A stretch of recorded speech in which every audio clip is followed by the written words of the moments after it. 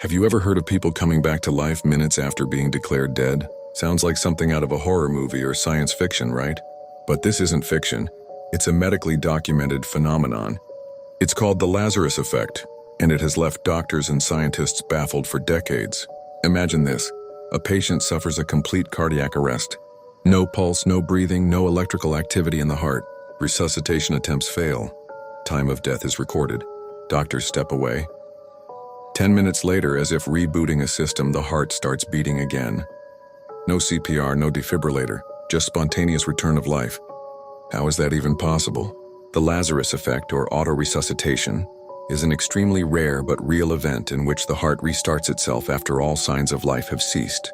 There are less than 40 documented cases worldwide, but experts believe more may go unreported or unnoticed. Doctors have some theories. One possibility is residual pressure in the chest cavity from CPR that slowly releases, eventually triggering the heart to beat.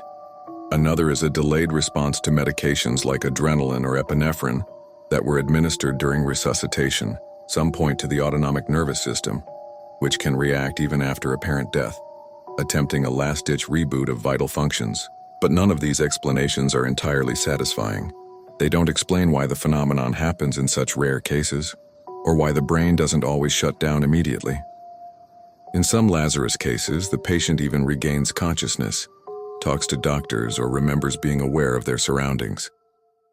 This has led some researchers and thinkers to a more controversial idea, that the human body may have a hidden survival program, a kind of backup mode that activates only when conventional systems fail.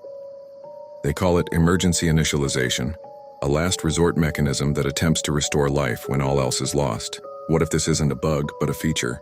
A secret capability of the body that lies dormant in most of us. And that leads to the bigger question. Why does it activate in some people and not others? Are there genetic triggers, environmental conditions, emotional states, or is this something deeper, something evolutionary?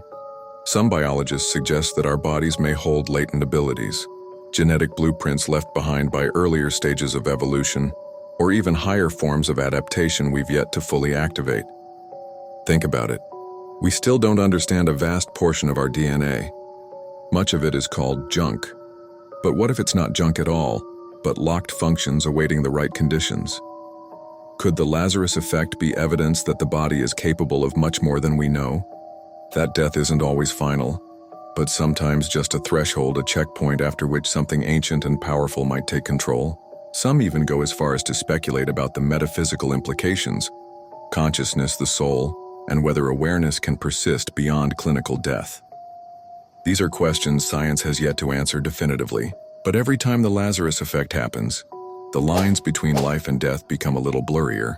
So next time you hear the word dead, remember, it might not be the end.